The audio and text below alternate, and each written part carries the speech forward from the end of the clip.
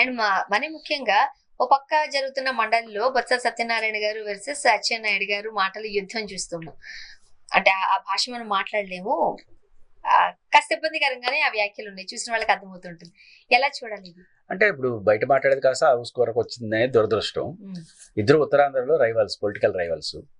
ఉత్తరాంధ్ర ప్రాంతంలో ఇద్దరు పెద్ద పర్సనాలిటీస్, చరిత్ర కలిగిన కుటుంబాల్లో ఉన్నవాళ్ళు. చులకన చేయడం, సమాధానం ఘాటుగా చెప్పాలనుకునే దాంటప్పుడు ఇట్లాంటి వస్తుంటాయి. వాళ్ళు కూడా ఘాటుగానే సమాధానం చెప్పడానికి కూడా నువ్వెంత అంటే నువ్వెంత, ఇంకా భాష అవన్నీ వాడుతున్నారు. బయట వాడడమే తప్పని మనం అంటున్నాం. బయట ఇంటర్వ్యూలో, బయట ప్రెస్ మీట్లో, బయట పబ్లిక్ మీటింగ్లో బాధ్యతగా ఉండమని అడుగుతున్నాం. అలాంటి చోట మీరు ఏకంగా హౌస్లో మాట్లాడడం అనేది ఏం మెసేజ్ ఇస్తున్నారు? ఇప్పుడు ఉదాహరణకు చాలామంది సోషల్ మీడియా కేంద్రంగా అభ్యంతరకర భాష మాట్లాడుతున్నారు. వాళ్ళు ఎవరిని చూసి నేర్చుకోవాలి? పెద్ద నాయకులు పద్ధతిగా మాట్లాడితే ఇలా మాట్లాడాలి మేము అనుకోవాలి. మీరు అట్లా మాట్లాడిన తర్వాత వాళ్ళు ఇంకొంచెం వాళ్ళే మాట్లాడగలేదు, మేము ఎందుకు మాట్లాడము? అందులో హౌస్లో మాట్లాడడం రికార్డెడ్ కదా.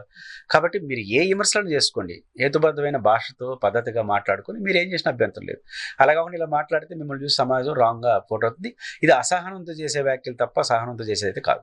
అక్కడ కూడా డిఎస్సికి సంబంధించి చర్చల మీదే ఇష్యూ నడిచింది. ఖచ్చితంగా ఇప్పుడు డిఎస్పీ నోటీస్ ఇచ్చారు, వాయిదా నోటీస్ వాళ్ళు. ఇప్పుడు వైఎస్ఆర్ కాంగ్రెస్ పార్టీ రాష్ట్ర వ్యాప్తంగా 3 రోజులు నిరాహార దీక్షలు, ఒకరోజు ర్యాలీ, ఒకరోజు టౌన్ హాల్ పెట్టి జనంలోకి వెళ్ళింది. వేలాది మందితో ర్యాలీ చేసింది.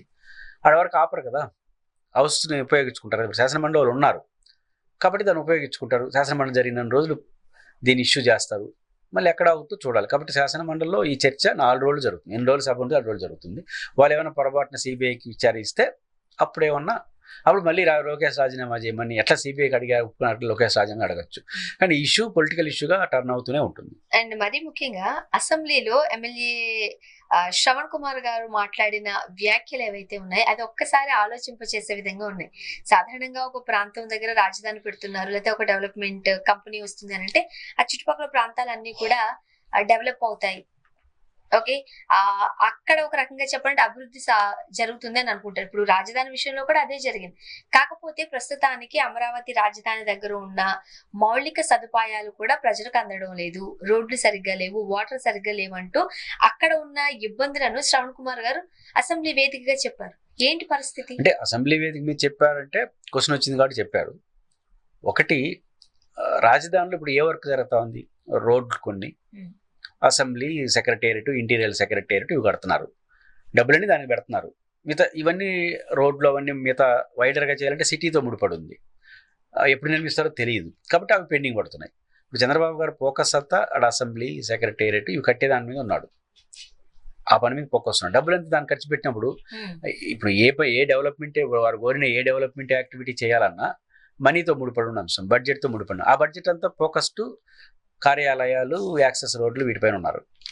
సో డైవర్షన్ దీనిపైన ఉంది. కాబట్టి సాధారణ ఉదాహరణ రైతులు ఫ్లాట్లు లేదు కదా, రిటర్నబుల్ ఫ్లాట్స్ ఇంకా ఇవ్వలేదు. ఇచ్చిన ఫ్లాట్లు కూడా మ్యాప్లో ఇచ్చారు తప్ప ఫీల్డ్లో ఇవ్వలేదు అంటున్నారు. చంద్రబాబు గారు ఏమో 60% ఇచ్చారంటారు, నారాయణ గారు ఏమో 90% ఇచ్చామంటారు. ఈ లెక్కలు ఉన్నాయి. రైతులు ఏమో పేపర్ మీద ఇచ్చారు తప్ప ప్లాన్లో ఇచ్చారు తప్ప ఫీల్డ్లో ఇవ్వలేదని చెప్తున్నారు. ఇవన్నీ కారణాలు ఏంటంటే ఖచ్చితంగా అక్కడ డబ్బులు లేకపోవడం, ఉన్న డబ్బులు కాస్త సెంట్రలైజ్డ్ ఫోకస్గా ఏరే పాయింట్ పెడుతున్నారు. బహుశా అక్కడ ప్రజల నుంచి ఒత్తిడి ఉంటుంది కదా, ఆ ఒత్తిడిలో కొంత పర్సంటేజ్ అని చెప్దామని ఆయన బహుశా అడిగినట్టున్నాడు.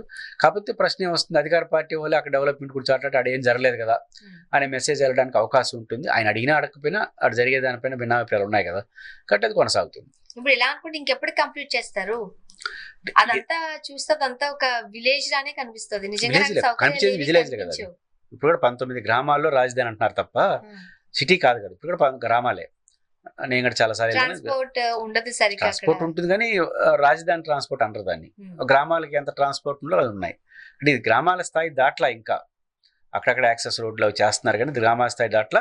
అదే చెప్పేది, గ్రామాల స్థాయి దాటిన రోజు 12 ఏళ్ళు అయింది.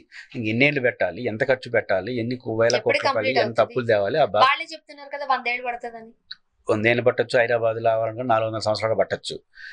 పాయింట్ ఏంటంటే అది పెట్టినా జరగాలి కదా, అదొక సమస్య. ఇప్పుడు హైదరాబాద్లో ఆల్రెడీ హైదరాబాద్ సికింద్రాబాద్ ఉండింది కాబట్టి కంటిన్యూ చేసింది. ఇక్కడ రాజధాని వచ్చింది కాబట్టి జరగల. హైదరాబాద్ సికింద్రాబాద్ ఉంది కాబట్టి జరిగింది. రాజధాని 1956 నవంబర్ 1 కదా అసెంబ్లీ అండ్ సెక్రటరేట్ వచ్చింది. అంతకుముందు రాజధాని ఎక్కడేది? తెలంగాణ పార్టీ ఉన్నా అది రాజుల పరిపాలన అది వేరే రకంగా ఉంది. కాబట్టి స్టేట్ లెవెల్ క్యాపిటల్ వచ్చింది 1956లో. కాబట్టి అవన్నీ చూసినప్పుడు ఇప్పుడు 60-70 ఏళ్ళ పైన అవలా. సో నేను అనుకుంటుంది రాజధాని నగరం అనేది ఇప్పట్లో కాదు. నేను అనుకుంటుంది ఎప్పటికీ కాదు. వాళ్ళు చెప్తున్న నగరం, ఎందుకంటే నగర నిర్మాణాలు అంత సులభం కాదు. అయితే రాజధాని నిర్మాణాలు అంటే అసెంబ్లీ సెక్రటరీ కొంత మేరకు జరిగే అవకాశం